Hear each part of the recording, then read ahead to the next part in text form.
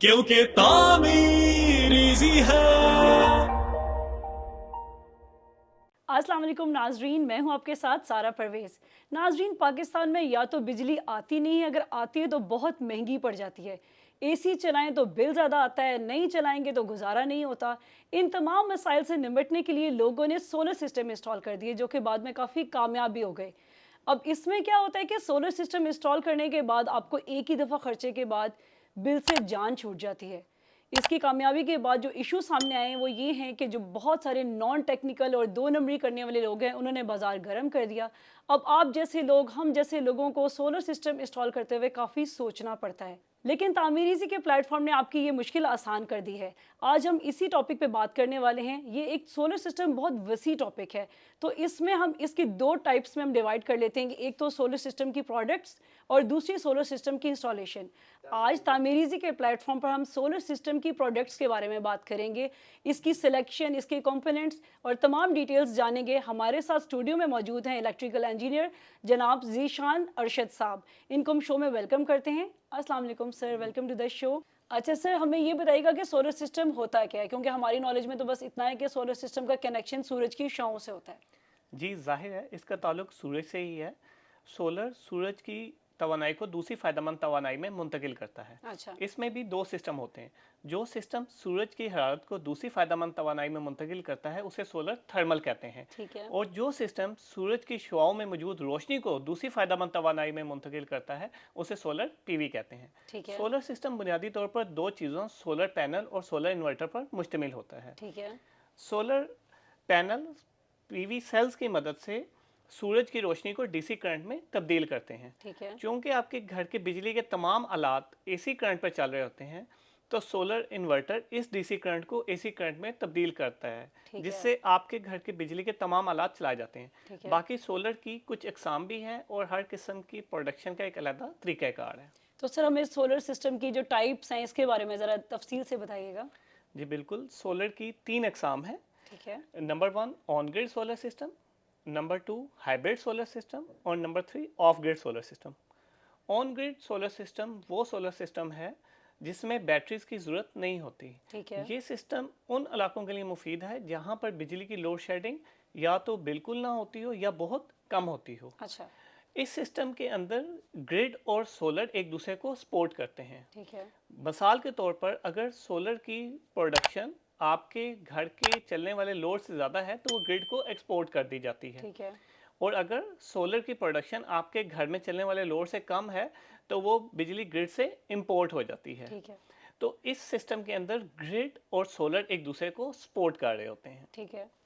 दूसरी किस्म है हाइब्रिड सोलर सिस्टम। जी।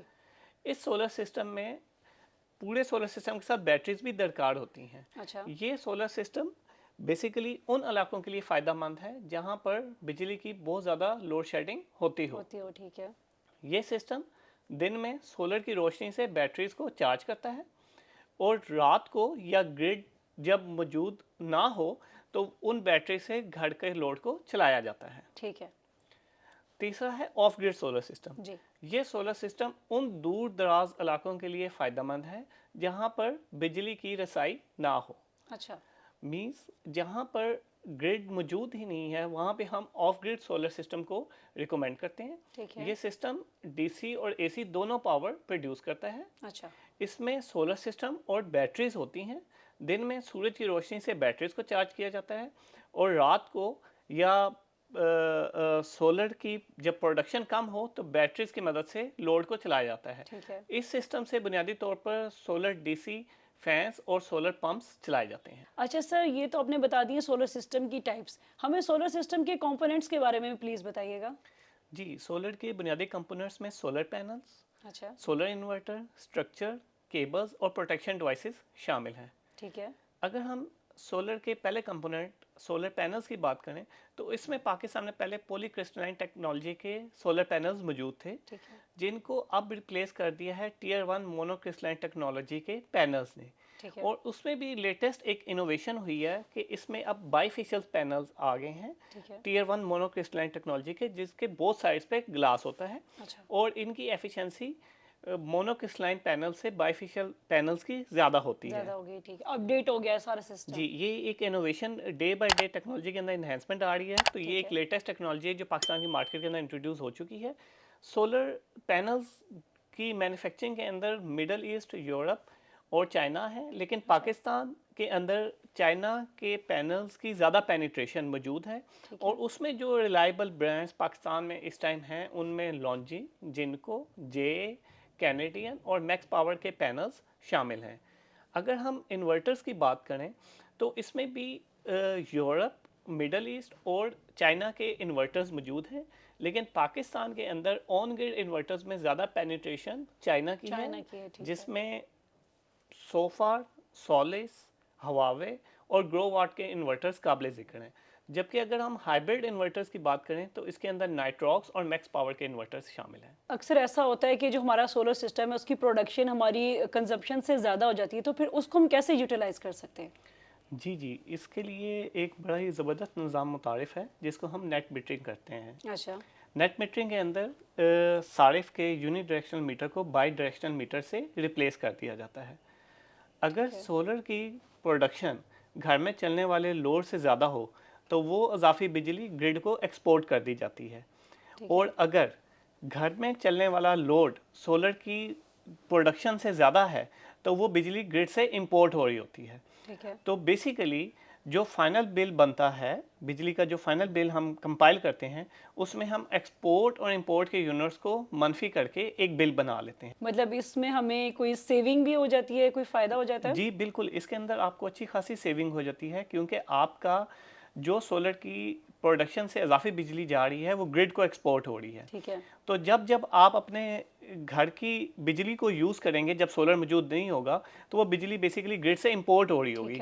तो जो बिजली वहाँ पर हमने एक्सपोर्ट की है और जो बिजली हमने घर में यूज़ की है, उसका जो फाइनल बिल बनेगा वो दोनों को मनफी करके बनेगा। मनफी करके बनेगा, और बैकअप में हमारे पास हमारी यूनिट्स भी होंगे जो मैं इन द लॉन्ग रन हम यूज़ कर सकते हैं। बिल्कुल ऐसे ही। इस प्रोसेस को आपने जो बताया, हम आमतौर पे जो वापडा का जो मीटर है उसको एक आम शख्स तो नहीं छेड़ सकता, तो फिर ये नेट मीटरिंग हम कैसे करवा सकते हैं?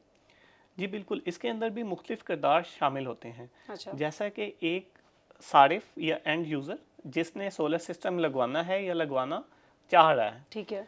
दूसरा होता है डिस्ट्रीब्यूशन कंपनी, जिन्होंने सारिफ के सिस्टम को अपने सिस्टम के साथ जोड़ना होता है। इसमें डिफरेंट सिटीज़ के अंदर डिफरेंट डिस्कोज हैं, जैसे कि लाहौर में लेस्को है, फैसलाबाद में फेस्को है, ठीक है, मुल्तान में मैप्को है, और पेशावर में पेस्को है।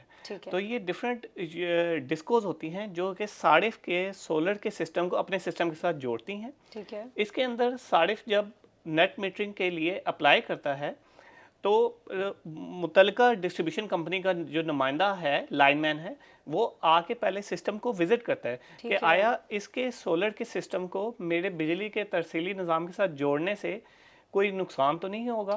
वो इस चीज़ को इंश्योर करता है कि सेफ्टी के सारे पैरामीटर्स पूरे किए गए हैं, जैसे कि surge protection devices, earthing devices, rods use किए गए हैं। जब वो इस चीज़ को इंश्योर करता है तो उसके बाद वो इस चीज़ का अथॉरिटी देता है कि अब इस पे नेट मीटरिंग की जा सकती है। ठीक है। इसमें तीसरा अहम किरदार नेपरा का होता है। NEPRA stands for national electric power regulatory authority. अच्छा, ठीक है। ये अदारा 25 किलोवाट से ऊपर का सिस्टम अगर कोई सारिफ अपने घर में लगवाता है, जैसा कि कोई फार्म हाउस है, कोई बड़ा एरिया है जहाँ पे आप सोलर सिस्टम लगवाना चाह रहे हैं, या फिर इंडस्ट्री है, ठीक है, तो वहाँ पे 25 किलोवाट से अगर ज़्यादा का सोलर सिस्टम इंस्टॉल होता है तो वहाँ पे नेपरा, जो कि एक वफाकी अदारा है, वो एक डिस्ट्रीब्यूशन लाइसेंस जारी करता है, जिसे हम नेट मीटरिंग लाइसेंस भी कहते हैं, जो कि सारिफ के घर के एड्रेस पे आता है। ठीक है। और वो लाइसेंस आने के बाद मुतलका डिस्को जो है वो नेट मीटरिंग का मीटर इंस्टॉल करती है। अच्छा सर, अब मीटर तो लग गया, तो फिर अब ये जब मीटर उल्टा चलेगा तो कितने अरसे तक हमें जो ये बिजली वापस आती रहेगी, हमें बिजली या फ्री में मिलती रहेगी? जी। अच्छा, इसके अंदर बिजली हमेशा के लिए फ्री नहीं होती। अच्छा। ये मैं आगे आपको चल के बताता हूँ।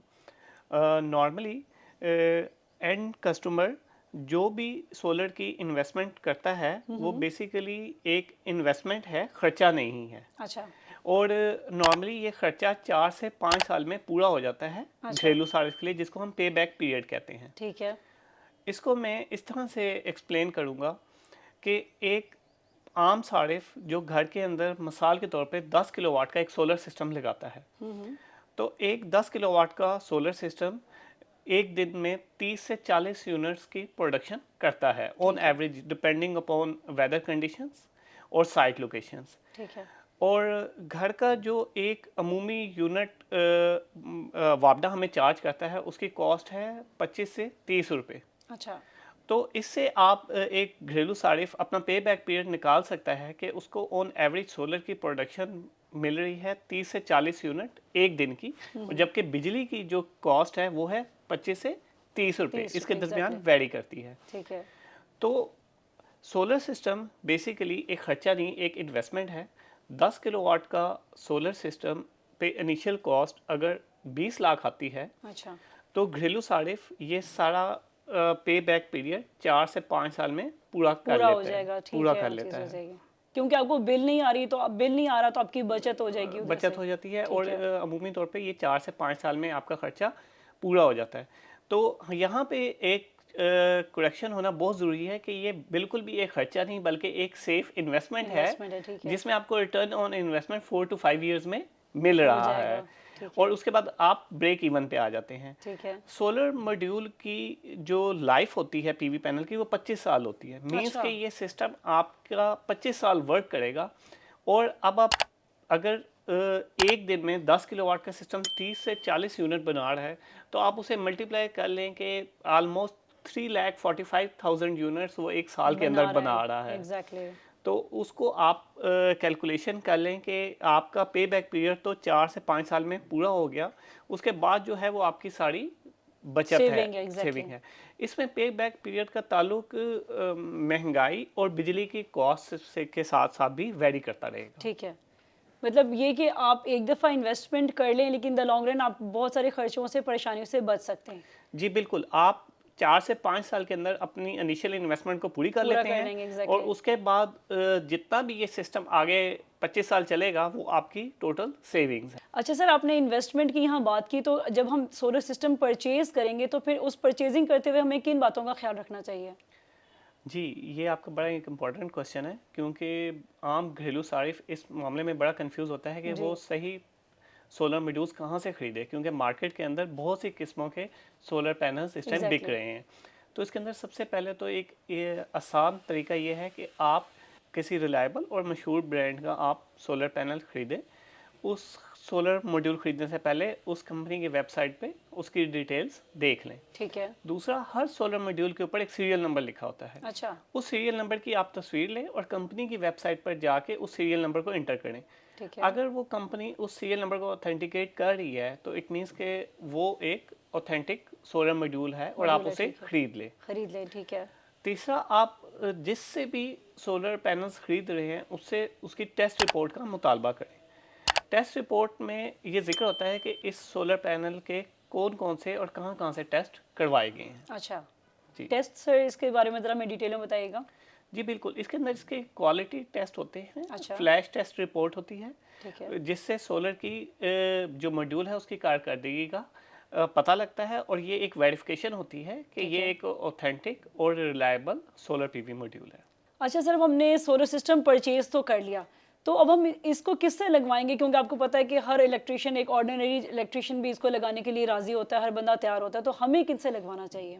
जी बिल्कुल, इसके अंदर बड़ा ज़रूरी है कि हम किसी भी आम इलेक्ट्रिशियन या वेंडर से ये सिस्टम ना लगाएं। उसकी बुनियादी वजह यह है कि ये सिस्टम राइट डिज़ाइन पे और राइट इंस्टॉलेशन पे होगा तो ये अपनी फुल कैपेसिटी में आपके लिए बेनिफिशियल रहेगा। ठीक है। अगर सिस्टम सही डिज़ाइन ना हुआ तो ये आपके लिए इन द लॉन्ग रन कभी भी बेनिफिशियल नहीं हो होगा। सकता। ठीक है। इसके लिए आप एक ईपीसी कंपनी का चुनाव करें, ठीक है। जो कि alternative energy development board AEDB, जो कि गवर्नमेंट की सोलर की एक रेगुलेटरी बॉडी है, वहाँ से रजिस्टर्ड हो। अच्छा। ठीक है। और उस कंपनी में क्वालिफाइड इंजीनियर्स होते हैं, ठीक है। जो कि आपके सिस्टम को सोलर के इस सिस्टम को सॉफ्टवेयर की मदद से डिज़ाइन करते हैं। फिर उसके बाद उनके क्वालिफाइड इंजीनियर्स ही आपके सिस्टम को डिज़ाइनिंग के ऊपर घर पर जाके उसकी पूरी एग्जीक्यूशन करते हैं। ठीक है। और इस सिस्टम को डिज़ाइन से लेके चलाने तक पूरे प्रोसेस के अंदर वो ईपीसी कंपनी इन्वॉल्व होती है। सर ये EPC company stands for? Yeah, this is for engineering, procurement and commissioning. ठीक है, EPC stands for. ठीक है। और ये जो कंपनी होती है इसके अंदर क्वालिफाइड इंजीनियर्स होते हैं और ये एक लाइसेंस याफ्ता कंपनी होती है अच्छा। जो कि आपके सिस्टम को मुकम्मल तौर पे डिज़ाइन करके उसको उसकी फुल कैपेसिटी पर चलाती है। ठीक है, और कमीशनिंग करने के बाद ये सारिफ को एक मोबाइल पे उसकी एप्लीकेशन कर देती है जिससे सारिफ अपना सिस्टम को अपने ऑनलाइन मॉनिटरिंग अपने मोबाइल पे भी कर सकता है ताकि अच्छा। किसी किस्म का कोई डाउट ना रहे। सर ये मोबाइल वाली तो आपने बड़ी अच्छी बात बताई कि पूरा प्रोसेस आपके फ़ोन पे भी हो सकता है, इसको ज़रा डिटेल में बताइएगा प्लीज़। जी, बेसिकली ऑनलाइन मॉनिटरिंग के अंदर एक वाईफाई डोंगल होती है जिसको ठीक है। सोलर इन्वर्टर के अंदर लगाया जाता है और उस वाईफाई डोंगल को आपके घर के वाईफाई के सिस्टम के साथ कनेक्ट कर दिया जाता है। ठीक है, फिर सारिफ को मोबाइल के अंदर प्ले स्टोर पर जाके उस इन्वर्टर की एक ऐप डाउनलोड कर दी जाती है। अच्छा ठीक है, उस ऐप का एक यूज़र नेम और पासवर्ड होता है। ठीक है, वो उस सारिफ को क्रिएट करके जब सारिफ उस लॉगिन में जाता है तो वो अपने सोलर की डेली की प्रोडक्शन देख सकता है, अपनी मंथली सोलर की प्रोडक्शन देख अच्छा। सकता है और अपनी ईयरली सोलर की प्रोडक्शन देख सकता है। ठीक है। पूरी ट्रैकिंग सिस्टम उसमें है। जी बिल्कुल, इसके अंदर उसको पूरा एक ग्राफ शो हो रहा होता है कि सोलर ने पीक प्रोडक्शन किस टाइम की, किस टाइम इसकी की, मिनिमम ठीक है। प्रोडक्शन किस टाइम थी, ठीक है। उसने एक दिन के अंदर कितने यूनिट्स बनाए, माहाना कितने यूनिट्स ठीक बनाए है। और सालाना कितने यूनिट्स बनाए। जी सर, आपने काफ़ी तफसील में हमें सोलर सिस्टम के बारे में तो बता दिया। अब हमें सिर्फ ये बता देंगे अगर कोई बेहतरीन बेस्ट परफॉर्मेंस वाला सोलर सिस्टम परचेज़ करना हो तो 2-4 जुमलों में तो वो कौन सा होगा और कैसे परचेज़ करेंगे उसको? वो सोलर सिस्टम जो 3R की खुसूसियात पर मबनी हो वो सिस्टम बेहतरीन होता है। अच्छा, इसको मैं एक्सप्लेन कर देता हूँ। 3R में सबसे पहला R मींस राइट डिज़ाइन, अच्छा। यानी किसी तरबियत याफ्ता इंजीनियर ने सॉफ्टवेयर पे इस पूरे सिस्टम को डिज़ाइन किया हो। ठीक हो गया। दूसरे R से मुराद राइट इंस्टॉलेशन है, यानी किसी भी तरबियत याफ्ता इंजीनियर ने उस डिज़ाइन को इंस्टॉलेशन के वक्त एग्जैक्टली इम्प्लीमेंट किया हो। अच्छा, तीसरे R से मुराद राइट यूज़ है, ठीक है, जिसमें आपने घरेलू सारिफ को सोलर के इस्तेमाल के बारे में बताया हो कि इसको किस तरह सही तरीके से इस्तेमाल करना है। ठीक है। जो भी सोलर सिस्टम इन 3R वाली खुसूसियात पर मबनी होगा वो बेहतरीन सोलर सिस्टम है और इन द लॉन्ग रन वो चलेगा। Thank you so much sir. जी नाजरीन, उम्मीद है आपको सोलर सिस्टम की प्रोडक्ट से रिलेटेड तमाम इश्यूज़ का सोल्यूशन मिल गया होगा। सोलर सिस्टम की इंस्टॉलेशन के ऊपर हम अपनी नेक्स्ट वीडियो में बात करेंगे। सोलर सिस्टम की प्रोडक्ट से रिलेटेड किसी भी किस्म की डिटेल्स या रहनुमाई के लिए आप हमारी वेबसाइट विजिट कर सकते हैं tameereasy.com। अपना बहुत ख्याल रखिएगा। अल्लाह हाफिज़। कंस्ट्रक्शन से रिलेटेड रहनुमाई और अपडेट्स के लिए विजिट कीजिए tameereasy.com। क्योंकि तामीर इजी है।